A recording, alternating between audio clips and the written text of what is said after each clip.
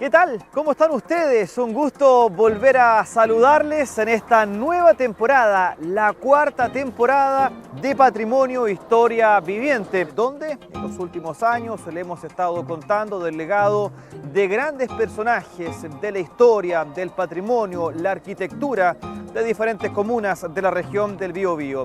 Y en esta oportunidad vamos a conocer, por ejemplo, de Laja, también de Yumbel, Rere, que pertenece justamente a esta comuna, y también queremos conocer acerca de lo que está a mi espalda, la República Independiente de Hualqui. ¿Quiere saber por qué se le dice así desde hace mucho tiempo? Se lo vamos a contar justamente en este capítulo.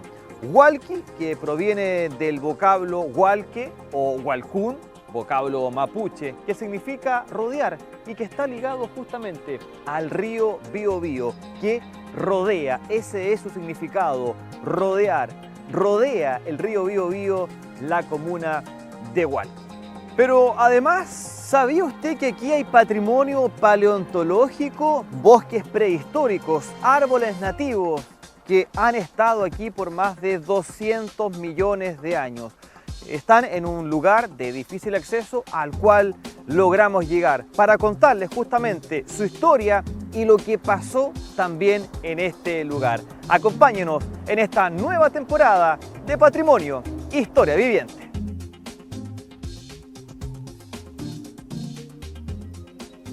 Hualqui es una antigua villa colonial, fue fundada precisamente en 1757 por el gobernador Amat Iyuniet.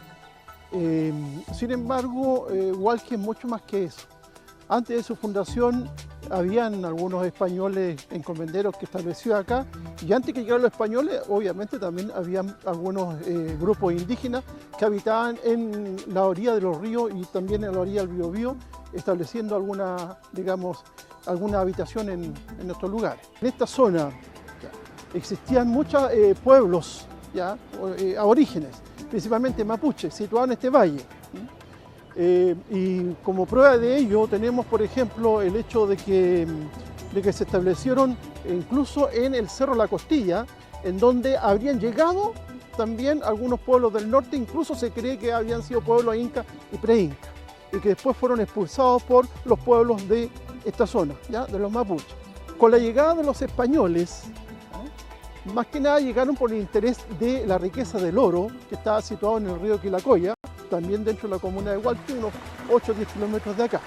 Y obviamente los indígenas de acá lo utilizaron para el trabajo de estos lavaderos. Y con el tiempo se fue dando una especie de también mestizaje, que dio lugar a la población del siglo XIX y XX actual de la comuna de Hualqui. Una vez fundado Hualqui en 1757 como una forma de aglutinar a los escasos encomenderos españoles e indios y mestizos que habían en la zona, se desarrolló Hualqui lentamente. Nunca fue una villa demasiado importante desde el punto de vista de los recursos económicos. Siempre fue postergada. Alcanzó a ser capital del partido de Puchacay de aquel entonces, que compartió también con la villa de Florida. Y tal vez uno de los elementos característicos que representa un poco y simboliza esta postergación de Hualqui es una de sus más interesantes leyendas, y por la cual es muy conocida, y que es la República Independiente de Hualqui. Y hasta hoy este término, el de la República Independiente de Hualqui, se utiliza en la comuna. Barrios, radios y equipos de fútbol incluso lo toman, generando identidad en los vecinos. Un término acuñado tras el abandono que denunciaban sus habitantes a fines del siglo XX. Una forma de protestar diferente, pero que solo duró 2 días, pero que quedó en la historia de Hualqui. Luis, bueno, conversamos acerca de la historia de Hualqui, y ustedes también quisieron acercar esta historia a través de este mural en un barrio también donde hay mucha población. Me gustaría que nos contaras un poco acerca justamente de la historia de Hualqui, que está resumida en este bonito espacio. ¿Qué nos puedes contar acerca de esto? Sí, efectivamente, una iniciativa llevada más que nada por Colbún y el municipio, con la colaboración de un artista, Mario Guerra. Perfecto. Y la idea era, como tú decías, traer un poco, acercar la historia del patrimonio a sectores más populosos. Además, aquí estamos en una población, cerca de un centro infantil y además de una escuela, la Escuela Nueva República de Hualqui. Y aquí está la historia plasmada, ¿no? Sí. Estas partes, un resumen, pero Un muy resumen, bonito, muy bonito. Escogimos 4 hitos o íconos de la historia y el patrimonio de Hualqui de manera cronológica. Tenemos, por ejemplo, acá, en primer lugar, la etapa prehispánica, ¿ya? Con la llegada de algunos pueblos del norte de Chile, principalmente del Perú. Se cree que los incas habían llegado acá al Cerro La Costilla, y ahí tenemos la figura, ¿no es cierto?, de los hombres que tallaron estos petroglifos en ese sector, ¿ya? Esa es la primera parte. La primera parte, ese Sí. es el primer hito, entonces. Primer hito. Vamos al segundo. Al segundo hito después, obviamente, que estos pueblos del Perú se retiraron o fueron expulsados por los mapuches que habitan esta zona. ¿ya? Perfecto. Y tenemos después la llegada, obviamente, de los conquistadores o invasores españoles. Claro. Tenemos el encuentro entre dos mundos plasmado acá. Y el segundo hito relevante de este encuentro fue que los españoles, al llegar acá, como ya lo mencionamos anteriormente, venían con el interés de hacerse ricos y les interesaba mucho la explotación del oro. El mismo oro que supuestamente habían explotado los incas en el río Calacoya, cerca del Cerro La Costilla. Y ahí tenemos nosotros los lavaderos de oro. Tenemos conquistadores a Pedro Valdivia, quien personalmente tenía una encomienda de indio acá en el río, en el curso superior del río Calacoya, y allí explotó mucho oro, a tal punto que, según las cartas que él enviaba, y él señalaba, ¿ya? Cuando le mostraron el oro que sacó de la Calacoya, dijo en una oportunidad: desde ahora soy un señor. Es decir, desde ahora vale la pena estar conquistando este territorio. Bueno, y perdón, y la codicia igual de Pedro de Valdivia, el interés de querer seguir sacando oro, finalmente hizo que su vida terminara. Efectivamente, sí. La verdad es que la avaricia de Pedro Valdivia lo llevó a la muerte, porque poco antes de encontrar la muerte en Tucapel, él estaba en Concepción de Penco y se vino a Quilacoya a ver, digamos, a vigilar el trabajo de los laderos, de tal manera de que los indígenas que estaban trabajando allí no se sumaran a la rebelión, y después viajó a Talcahuano, donde cruzó por el vado de Talcahuano hacia el sur hasta Tucapel, donde encontró la muerte en el año 1553. Y ya vamos a la última parte, a ver, de allá de este mural. Después, bueno, los últimos dos íconos corresponden a tal vez las dos leyendas más significativas y más conocidas de nuestra comuna. Una es la maldición de la Machi y la otra, ya más reciente, la República Independiente de Hualqui. Vamos con la primera, a ver, esta de la historia de la maldición de la Machi, que también ahí hay una historia bastante interesante y atractiva. Sí, de alguna manera esta historia intenta explicar el atraso y abandono que siempre, digamos, ha afectado a Hualqui a través de su historia. Y se ambienta en el periodo prehispánico, en donde, digamos, en las tribus o las parcialidades de Quilacoya y Hualqui, en algún momento rivales, ¿ya?, fueron unidas por el matrimonio de los hijos de los caciques de ambas parcialidades. Sin embargo, la Machi de Quilacoya no estaba de acuerdo con este idilio, ¿ya?, y evitó al máximo que se efectuara este casamiento. Los dos jóvenes, como una manera de protestar o por último de terminar su amor eterno, se lanzaron al río. Pero antes de caer a las aguas se golpearon las piedras y las piedras quedaron manchadas de sangre, de rojo. Entonces la Machi de Quilacoya lanzó una maldición contra Hualqui, diciendo que Hualqui nunca iba a progresar mientras esas piedras no recobraran su color natural. Perfecto. ¿Ya? Se limpiaran de las aguas. Y llegamos a la última parte, que tiene que ver con un hecho importante dentro de la historia de Hualqui y cuyo nombre es utilizado hasta el día de hoy en diferentes, un equipo de fútbol, por ejemplo, la República Independiente de Hualqui. También allí hay una historia bastante interesante y que la gente probablemente no sabe y desconoce. No solamente el club deportivo, también tenemos una población, República de Hualqui, aquí cerca tenemos también la escuela Nueva República, claro, y tuvimos una radio comunitaria República de Hualqui. Es un sello indiscutible dentro de la tradición oral de de nuestra comuna, la República Independiente de Hualqui, que hoy día incluso ya está dentro de unos letreros a la entrada del pueblo. Es una historia muy conocida, hay dos versiones sobre el particular. Una lo sitúa después de la Guerra de Independencia, durante la Guerra de Muerte, en donde, producto de la postergación, del abandono, del hambre que sufrían los hualquinos de aquel entonces, el Cabildo determinó proclamarse como una república separada de Chile, del gobierno central, como una forma de protestar por este abandono. Fue una república que duró, según la tradición, solamente 2 días, hasta que un piquete de soldados de Concepción llegaron acá a poner las cosas en su lugar.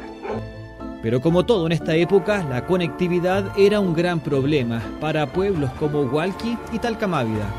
2 días demoraban en ir a Concepción y volver. Cuando llegó el ferrocarril a este sector el año 1874, solucionó este inconveniente y le dio vida a este lugar, a villas como San Juan Bautista de Hualqui y San Rafael de Talcamávida, conectando no solo estas comunas, sino que la zona central desde Santiago y hasta Puerto Montt. Desde los tiempos de la conquista de la colonia prácticamente casi no habían caminos en esta zona, ¿ya? Tal vez el único camino que existía que conectaba con Concepción, Concepción de Penco, pensemos primero que estaba allá, ¿no es cierto?, y después a mediados del siglo XVIII se trasladó al actual emplazamiento en el Valle de la Mocha. El único camino existente era uno que le llamaba el Camino de la Laja, que unía con la isla de la Laja, ¿no es cierto?, o también llamado Camino Real. Era un camino bastante malo que fue después refaccionado por el intendente de Concepción, Ambrosio Higgins, a fines del siglo XVIII.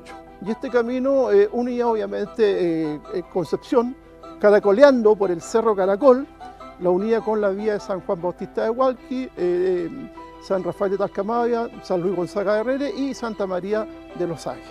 Este ferrocarril fue construido el año 1874 por el ingeniero inglés Juan Slater y de alguna manera conectó la línea central que venía desde el norte, de Santiago, y también que iba hacia el sur, hacia Puerto Montt, con Talcahuano a través de San Rosel. De alguna manera el ferrocarril marcó la vida de las personas.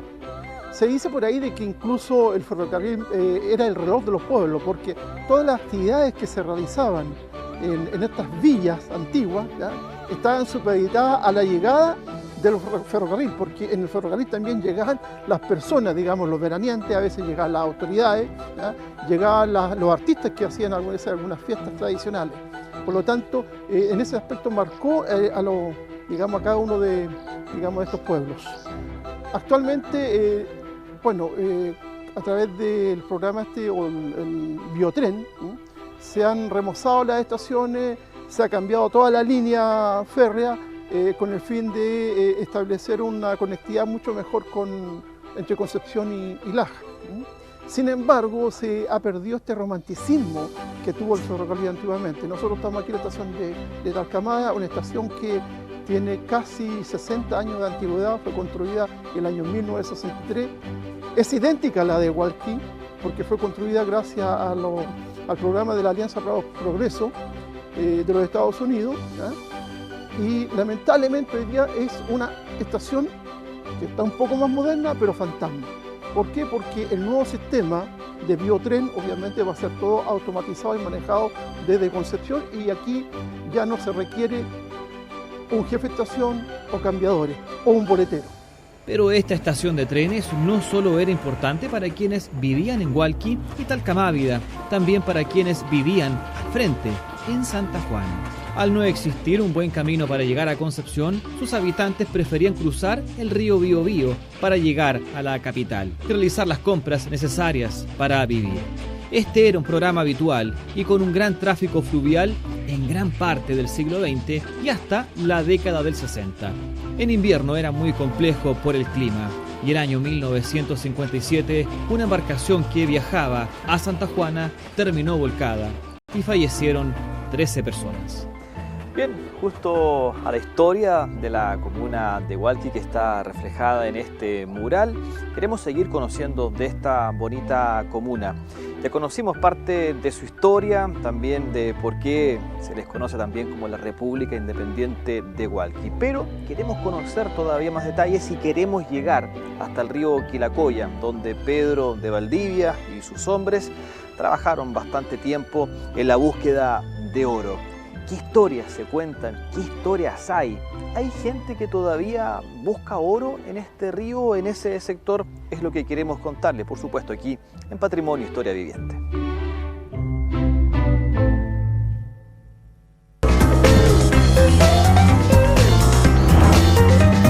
Canal 9, Bio Bio Televisión. Repuestos Pedreros, desde 1989, un mundo de soluciones para los automovilistas de la zona, asesorando a los clientes y entregando las mejores alternativas de repuestos. Con sus 3 locales, Repuestos Pedreros asegura una compra inteligente y adecuada para todos los bolsillos, toda forma de pago. Repuestos Pedreros, un grupo de especialistas a su disposición. Serrano 623, Concepción.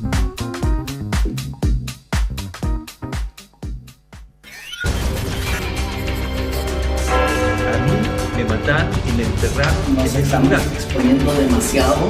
Voy a llegar como el ladrón en la noche. Para poder generar un equilibrio adecuado, hoy día tenemos muchos problemas. Que no están realmente identificados como reales.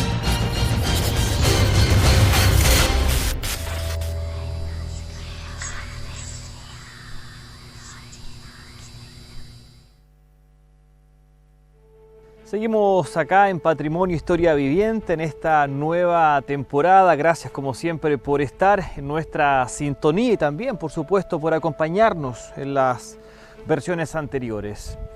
Distante aproximadamente a unos 20 minutos, 25 minutos en vehículo, cerca de 1 hora, si es que usted viene, por ejemplo, en bicicleta, un poco más, por supuesto, a pie, en un camino de difícil acceso, desde el centro de Hualqui, pasando, por ejemplo, por San Onofre. Llegamos hasta este lugar, hasta el cerro La Costilla, así se le conoce, donde los incas llegaron acá 100 años antes de la llegada de Pedro de Valdivia, el conquistador, junto a sus hombres.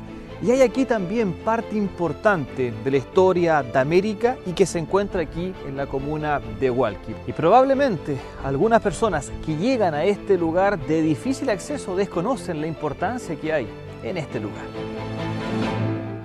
Un lugar mágico ubicado al interior de la ciudad de Hualqui. Digo mágico porque hasta aquí habrían llegado en el siglo XV, prácticamente un siglo antes de la llegada de los conquistadores, habrían llegado aquí los pueblos incas, según lo que hace la referencia a algunos cronistas. Venían obviamente los incas interesados por el oro de Quilacoya y obviamente para extender su dominio de norte a sur. Y como vestigio de su presencia acá en este lugar, dejaron como testimonio uno de los patrimonios arqueológicos más interesantes de la región del Biobío. Unos famosos petroglifos, ¿no es cierto?, que se encuentran en la parte posterior de este lugar y que miran hacia el sur como una forma de enseñarnos o indicar de que el imperio inca pensaba extenderse más allá de la zona del Biobío. La primera importancia que tienen estos petroglifos es que estamos hablando de una época prehispánica en donde nuestras culturas ancestrales no tenían un sistema de escritura. Por lo tanto, una forma de dejar grabado lo que era en su cultura era a través de estos petroglifos. Y estos son los únicos que existentes, digamos, en la región del Biobío, por eso son tan valiosos. Ahora, ¿qué significaba cada uno de ellos? Es muy difícil de determinarlo. Hay distintas teorías, pero principalmente es una forma de establecer una especie de dominio o hito territorial.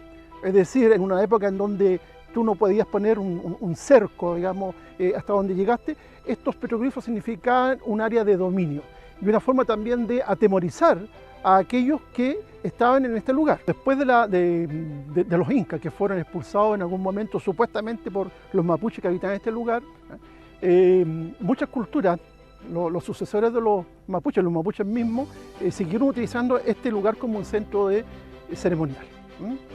Pero producto de la leyenda o la historia que surgió de los sacrificios que habían hecho los incas acá de niños, junto a los cuales habrían enterrado algunos artefactos, posiblemente de oro, considerando que los incas también les interesaba mucho el oro que extrajeron del río Quilacoya, el mismo río donde un siglo después va a extraer oro Pedro Valdivia. Producto de esa historia, a través de los siglos han venido muchos aventureros, no deseosos de conocer la historia de los petroglifos, sino que encontrar algún tesoro escondido acá. Pero lamentablemente lo hermoso de este lugar contrasta con la basura que dejan quienes logran llegar a este sector, pero especialmente por las torres de alta tensión que pasan por los petroglifos. Pero el recorrido sigue, nos vamos ahora hasta otro histórico lugar, el río Quilacoya, cuyo significado mapudungún es 3 nobles o 3 mentiras. Y esto se refiere a una leyenda relacionada con la riqueza del oro. Este río, Quilacoya, fue muy importante, primero que nada para los incas que llegaron al Cerro de la Costilla y que venían obviamente con el interés de acumular riqueza, oro, el cual extrajeron de este río un siglo antes que llegaran los conquistadores españoles. Cuando llegó Pedro Valdivia acá a la zona, fundó primero Concepción en la bahía de Penco, uno de sus primeros intereses fue buscar dónde había oro. Y preguntando obviamente a los indígenas que ya tenían cierta experiencia en la extracción de oro con los incas hacía décadas antes, logró dar con las minas o los lavaderos del río Quilacoya que tenemos a nuestras espaldas. Uno de los lavaderos más importantes del proceso de conquista que le hicieron decir al propio gobernador Valdivia cuando visitó este lugar que desde ahora con esta riqueza comenzaba a ser un verdadero señor. Que Valdivia encontró mucho más oro en este río porque todavía el río estaba casi virgen, al menos su arena, por lo tanto había mucho más oro. Y hay que considerar lo otro, que Valdivia tenía una encomienda, es decir, tenía algunos indígenas a los cuales hizo trabajar obligatoriamente en esta arena, por lo tanto tener 50, 60 trabajadores gratuitos sacando oro era bastante ventajoso, ¿ya? Por eso sacó bastante oro de este lugar. Y eso dio pábulo a que existieran algunas leyendas, historias sobre, por ejemplo, un tesoro de don Pedro Valdivia, uno de los cuales habría estado enterrado en el Cerro de la Costilla, y se habla de las 7 cargas de oro de Pedro Valdivia. Pero también hay otra leyenda que se sitúa en este sector de Las Vegas de Quilacoya, en donde Valdivia, presintiendo tal vez su pronta muerte en Tucapel, mandó a uno de sus mayordomos a enterrar el oro que habían sacado aquí bajo unos perales, pero que lamentablemente no sabemos en qué lugar lo escondió. Antes de morir en Tucapel, Valdivia vino a este lugar, a Quilacoya, a vigilar sus lavaderos de oro para cuidar de que los indígenas no se sublevaran, y posteriormente se dirigió a Tucapel cruzando el Biobío a la altura de Talcahuano, donde finalmente encontró lamentablemente la muerte. La actividad aurífera no ha terminado nunca. Todavía en los meses de verano, cuando obviamente el clima lo permite, mucha gente se aventura en los cursos superiores de este río y de algunos afluentes menores, con el fin de sacar de su arena esta riqueza aurífera. Es el caso de Eduardo Salas. Hace más de 20 años llegó a este lugar, a esta casa, a un costado del puente Gomero que une Herrere con Talcamávida. Hace 20 años extrae oro desde el río Quilacoya. Igual lo hizo Pedro de Valdivia y su gente en este mismo sector en el siglo XVI. Se trabaja con canoga, malla, un paño y de ahí se baldea.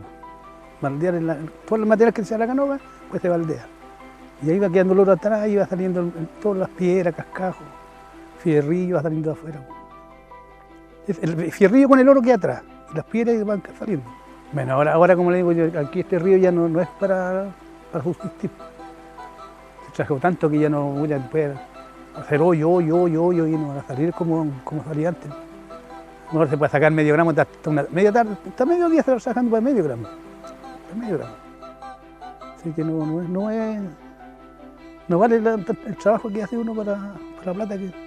Claro que son 15.000 pesos, pero igual, se saca la murienta uno, baldeando. Antiguamente venían aquí 400 personas, cabros, puros cabros. Ganaban plata. Con eso tenían para pasar todo el invierno, pues, estudios, pero ahora, como le digo, no viene nadie. como le digo, este mismo, el caballero vino aquí a probar. Vino ¿cómo se llama? El Busto, vino uno también de Laja, y un cabrón, que incluso le quedó hasta una picota aquí por algo, porque no encontró. Y desde acá, desde uno de los puentes sobre el río Quilacoya, donde, recordemos, se extraía oro desde antes de la llegada de Pedro de Valdivia y también y especialmente con la llegada del conquistador español, desde acá comenzamos a despedirnos de esta edición de Patrimonio Historia Viviente en el comienzo de esta cuarta temporada. Y desde aquí también, desde uno de los caminos que nos lleva hasta Rere, justamente nuestro próximo destino, nos despedimos. Muchas gracias y nos encontramos en el próximo capítulo. Que esté muy bien. Chao, chao.